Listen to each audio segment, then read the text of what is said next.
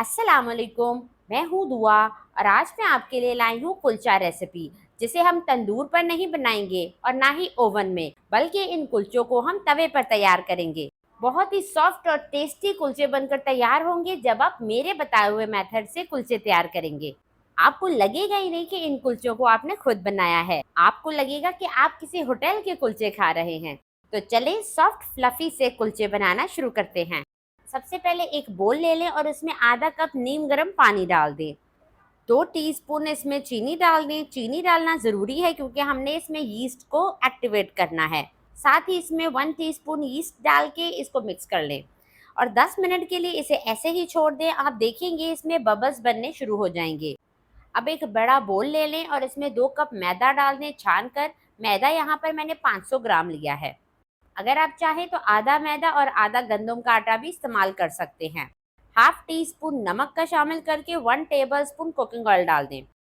अब आप ये देख लें ईस्ट हमारी रखे रखे एक्टिवेट हो गई है। ये पूरा पानी इसमें डाल दें और आखिर में इसमें डालेंगे 1/4 कप दही।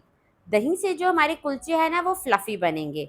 अब इसे अच्छी तरह मिलाएंगे, हल्के हाथों से मिक्स कर लेंगे और एक डो बनाकर तैयार करेंगे। पानी का इस्तेमाल इसमें बहुत ही कम करेंगे, ज़रूरत के मुताबिक। बस इसका सॉफ्ट सा डो बनाकर तैयार कर लें। तो आप ये देख सकते हैं काफ़ी स्टिकी सा डो बनकर तैयार हुआ है। हमें इसका डो बहुत ही सॉफ्ट बनाना होता है, जिसकी वजह से कुलचे बहुत ही सॉफ्ट बनकर तैयार होते हैं। डो हमारा तैयार हो चुका है, तो अब इसे हम रेस्ट पे रखेंगे। 1 टेबल स्पून कुकिंग ऑयल इसकी आउटर सरफेस पर लगाएंगे और इसे अच्छे से ग्रीस कर लेंगे ताकि इसकी आउटर सरफेस ड्राई ना हो। अब इसे ढक कर रखेंगे प्लेट से या फिर क्लिंग शीट से। गर्मी का मौसम है तो इसे 1 घंटे के लिए रेस्ट पर रखेंगे और अगर सर्दियों का मौसम है तो इसे कम से कम 2 घंटे के लिए रेस्ट देंगे। मैंने 1 घंटे के लिए इसे किचन काउंटर पर ऐसे ही छोड़ दिया था, तो आप देख सकते हैं हमारा आटा कितने अच्छे से राइज हो चुका है। अब क्लिंग शीट उतार कर 2 से 3 मुक्कियाँ इसमें लगा लेंगे ताकि इसमें जो एयर बबल्स आए हैं वो ख़त्म हो जाएं। और इस पॉइंट पे अगर तो आपको मेरी रेसिपी ज़रा सी भी अच्छी लग रही है तो वीडियो को लाइक कर दें और मेरे चैनल को सब्सक्राइब कर लें। अब काउंटर पर थोड़ा सा मैदा डस्ट कर लें। मैंने आटे से नॉर्मल साइज़ के रोटी के पेड़े बना लिए थे। पहले इसे हाथों से बढ़ा लें और फिर हल्का फुल्का इसमें बेलन चला दें। चाहे तो आप इसे हाथों से बढ़ा लें या फिर आप इसको बेलन से भी बेल सकते हैं, जैसे आपको ईजी लगे।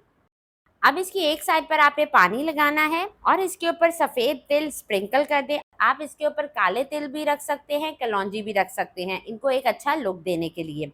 थोड़े से इस पर हरे धनिया के पत्ते डाल देंगे और इसे हल्का हल्का प्रेस कर लेंगे। लो फ्लेम पर मैंने तवे को प्रीहीट होने के लिए रख दिया है। अब इस कुलचे को सेक लेते हैं। तवे पर कुलचा डालने के बाद इसकी शेप को थोड़ा सेट कर लें। अब इस कुलचे की साइड्स पर थोड़ा सा पानी छिड़क दें। ये पानी कुलचे को पकाने में मदद करेगा। क्योंकि हम इस कुलचे को ढक देंगे तो इस पानी से जो भाप बनेगी वो कुलचे को पकाने में मदद करेगी। मीडियम टू लो फ्लेम पर कुलचे को ढक कर 1.5 से 2 मिनट पकाएंगे और फिर कवर हटाकर इसकी साइड चेंज करेंगे। तो आप देख सकते हैं भाप की मदद से हमारा कुलचा पकना शुरू हो गया है। तो अब इसमें या तो बटर अप्लाई कर दें या फिर देसी घी इसके ऊपर लगा दें।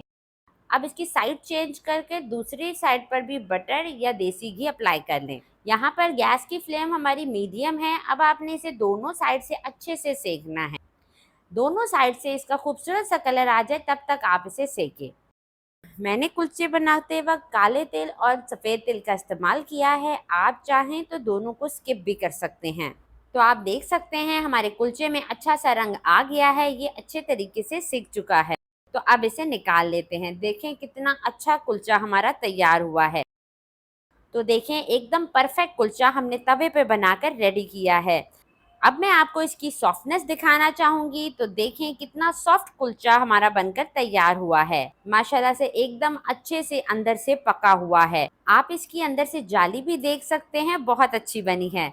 बिल्कुल होटल और शादियों वाला कुलचा लग रहा है।